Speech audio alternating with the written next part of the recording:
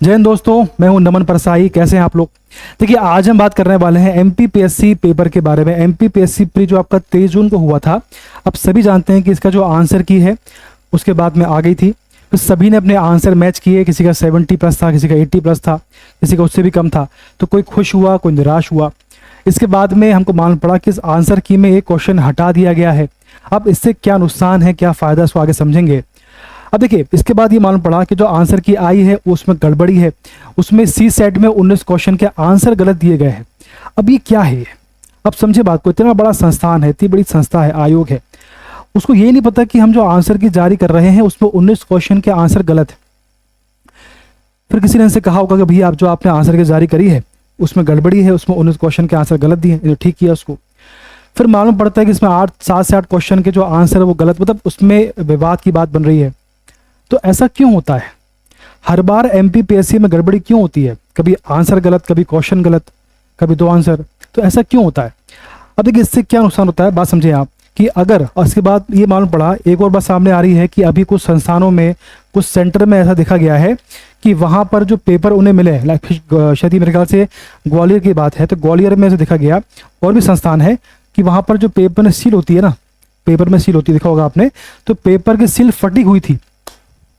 अब देखिए आप, अगर ये वाकई में सत्य बात है, अगर इसमें सच्चाई है, तो इसकी जांच होनी है, इसकी जांच होगी। मेरे ख्याल से इसमें एफआईआर हो चुकी है, इसकी जांच होगी, मामला कोर्ट में जाएगा, है ना। सबसे पहले मामला कोर्ट में जाएगा, फिर इसकी जांच होगी। इसके बाद में फिर इसकी रिपोर्ट सौंपी जाएगी कोर्ट में, इसकी रिपोर्ट आएगी, फिर फैसला होगा। इसके बाद में अगर वाकई में ऐसा पाया गया कि भैया वाकई में इसमें गड़बड़ी थी, फिर पेपर का निर्णय होगा। मतलब इसमें मामला अगर उलझ गया तो इससे नुकसान किसका है? इससे नुकसान किसका है? आप बात समझें। आपने फीस पे करी, आपने एक अमाउंट पे किया, आपने एक फीस पे कर दी पेपर के लिए, ये पैसा गया एमपीपीएससी के पास में, ठीक। उसी पैसे के आधार पर इन्होंने एग्जाम करवाया, जो व्यवस्था होती है इसी पैसे के आधार पर हुई।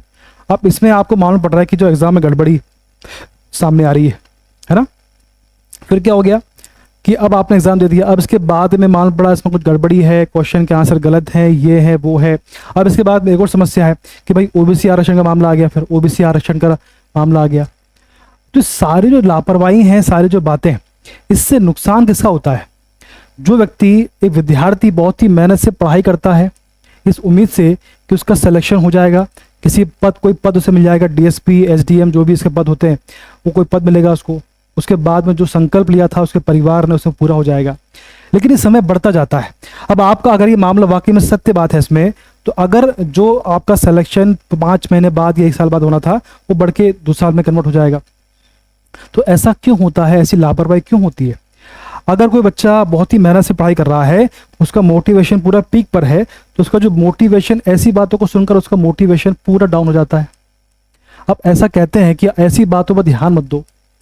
वो लोग कहते होंगे कि ऐसी बातों पर ध्यान मत दो, आप फोकस करो पढ़ाई पे। लेकिन ऐसी बातों, अगर आपका स्कोर 80 पे आ गया है और आपका मानना है कि इस बार कट ऑफ 80 आने वाला है, और अगर एक क्वेश्चन हट जाता है, अब देखिए आप, 2 बच्चे हैं, एक का स्कोर है 80, एक का स्कोर है 80, दोनों का स्कोर 80 है, ठीक।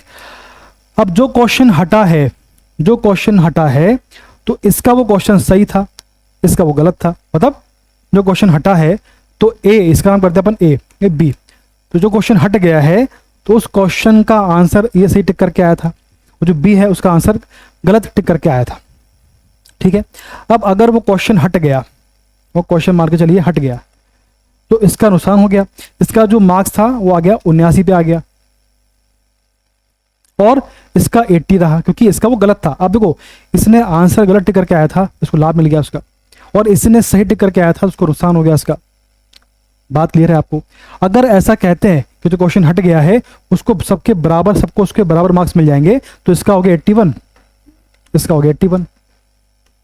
तो ये क्या हो रहा है? ये इतनी बड़ी लापरवाही क्यों?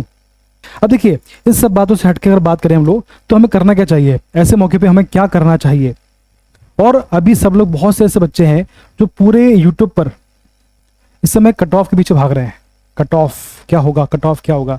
अरे भैया, कुछ दिन की बात है, रुक जाओ जरा, है ना। कट ऑफ के पीछे मत भागो। हर क्लास का अपना एजेंडा होता है कि भाई इतना कट ऑफ होगा। अगर आप ये बात समझें, किसी ने बोल दिया, किसी क्लास ने बोल दिया कि 75 कट ऑफ जाने वाला है और आपने मान लिया, ठीक, और आपने उसके आधार पर बहुत खुश हो गए आप कि मेरा सिलेक्शन हो गया है, मेरा सिलेक्शन तो होने वाला है, आपका 76 आ गया, आपका 76 आ गया और 75 आपने मान लिया कट ऑफ आने वाला है और ऐसा कट ऑफ नहीं आया, तो क्या करोगे आप? तो ऐसा बिल्कुल मत करिए, कट ऑफ के पीछे मत भागिए, किसी से भी कट ऑफ मत पूछिए, किसी भी क्लास को मत देखिए कट ऑफ वाली क्लास को। बहुत सी क्लासेस है जो समय कट ऑफ को बता रही हैं आपको, सबका अलग अलग होता है ना, किसी को पता नहीं होता कि कट ऑफ क्या आने वाला है, इसलिए सब अनुमान लगाते हैं। तो आपको उसके पीछे नहीं भागना, आपको करना क्या है, आपको सिंपल सा करना है कि आपको सबसे पहले, यदि आप नए हो तो आपको प्री और मेंस पर फोकस करना है। प्री जो आपका सिलेबस है उसको समझना है, याद करना है, उसके आधार पर आपके नोट्स बनाइए। अगर आपके पास नोट्स नहीं है तो कोई क्लास ज्वाइन करिए। इसके बाद में जो आपका सबसे, जो तैयारी कर रहे हैं, काफ़ी आगे बढ़ चुके हैं, जिन्होंने पेपर दिया इस बार, उनको लगता है, तब तो उसमें क्या होता है, अगर आपने प्री दिया इस बार, प्री दिया है तो दो कंडीशन होंगी, आपका सिलेक्शन होगा या आपका सिलेक्शन नहीं होगा। ठीक, अगर आपका सिलेक्शन हो गया तो तब भी आपको मेंस पढ़ना है, और अगर आपका सिलेक्शन नहीं हुआ तो भी आपको मेंस पढ़ना है। जिनका सिलेक्शन हो गया है उनको मेंस क्यों पढ़ना है? क्योंकि उनका मेंस उनको देना है, उनके पास समय कम है।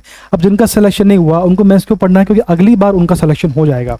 अगर अगली बार उनका सिलेक्शन हो गया तो अगर उनका सिलेक्शन हो जाता है तो क्या वो तैयार हैं मेंस के लिए? अगर आप तैयार हो कि नहीं हो, तैयार हो अच्छी बात है। अगर तैयार नहीं हो, ऐसा लगता है कि यार मैं तैयार नहीं हूँ, मेरे पास नोट्स नहीं है, अभी फिलहाल में सिलेबस चेंज हुआ है तो बहुत से बच्चे ऐसे जिनके पास नोट्स नहीं होंगे। तो अगर आपका सिलेक्शन नहीं हो रहा है तो आपके पास बहुत ही अच्छा मौका है ना, अच्छा मौका आपके पास है।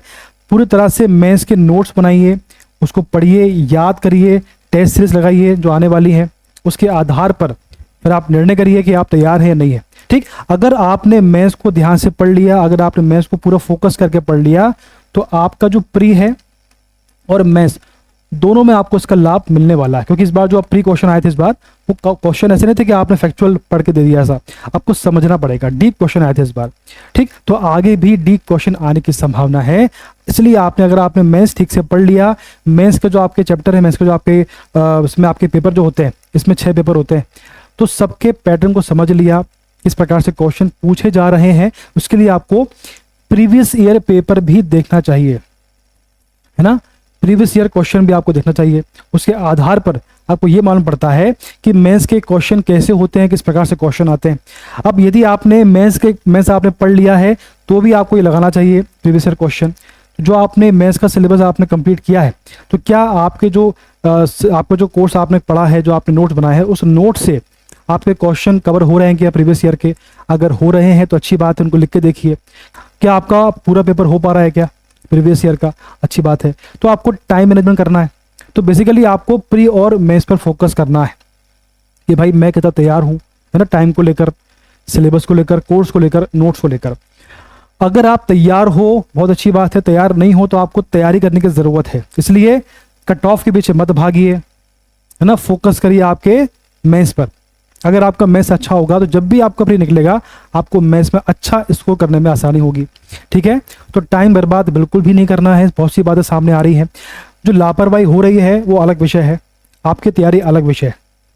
ठीक, आपको अपनी तैयारी करना है, उसको नहीं छोड़ना है। अगर आप तैयारी छोड़ दोगे, निराश हो जाओगे, तो जो आने वाले समय में आपका सिलेक्शन होने वाला है वो नहीं हो पाएगा, फिर आपका जीवन जो आपने सोचा था वो आपको नहीं मिलेगा। इसलिए फोकस करके पढ़ते रहिए, प्री मेंस दोनों पढ़िए, फोकस करिए मेंस पर, और जो आपका फैक्चुअल पार्ट है उसको याद करते चलिए, कॉपी में अलग से लिखते चलिए, ताकि आपका प्री का पार्ट भी कंप्लीट होता चले। डीप पढ़ने का प्रयास करें, बहुत डीप नहीं पढ़ना, ये एमपीपीएससी यूपीएससी नहीं है, है ना। प्रयास करें कि आपके कॉन्सेप्ट क्लियर होते चले, आप याद भी करते चले। ऐसा नहीं कॉन्सेप्ट क्लियर है लेकिन आपको फैक्चुअल पार्ट याद नहीं है, तो दोनों पार्ट पर फोकस करना है, प्री और मेंस दोनों पे। क्योंकि अगर दोबारा वैकेंसी आती है तो आपका वैकेंसी आने के पहले आपका मेंस का सिलेबस पूरा हो जाए और प्री के लिए आपको तैयारी करने का समय मिल पाए। ठीक है, इस प्रकार से स्ट्रेटेजी के आधार पर निर्णय करते रहिए। और अभी जो आपका आने वाला लेक्चर है, हम जो अभी इसका जो बाद जो लेक्चर आएगा इसके बाद हम पढ़ेंगे, इसके बाद हम समझेंगे भाई कि जो आपका बेसिकली इसके बाद जो आपका लेक्चर आने वाला है, वीडियो आने वाला है, उसमें समझेंगे हम लोग कि आपका जो एमपीपीएससी है, एमपीपीएससी का जो मेंस का सिलेबस है, तो वो सिलेबस जो है इसको समझेंगे हम लोग कि एमपीपीएससी मेंस का सिलेबस कैसा होता है ना, इसमें कितने पेपर होते हैं, हर पेपर में अलग अलग पार्ट होते हैं, तो पार्ट कौन से हैं, इसका जो एग्ज़ाम होता है उसका पैटर्न क्या होता है, किस आधार पर आपको मार्क्स मिलते हैं, है ना। 3 मार्कर है, 11 मार्क, 3 मार्कर है आपका, 3 है, 5 है, 11 मार्कर है। तो पहले सिलेबस क्या था, अब सिलेबस क्या है,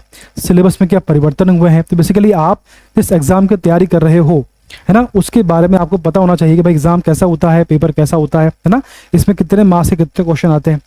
प्री का आपको पता है, लेकिन मेंस का आपको समझना पड़ेगा, और इसमें जो आपका सिलेबस है उसी आधार पर आपको अपनी रणनीति बनानी पड़ेगी, तभी आपको सफलता इसमें मिल पाएगी। ठीक है, पढ़ते रहिए, धन्यवाद।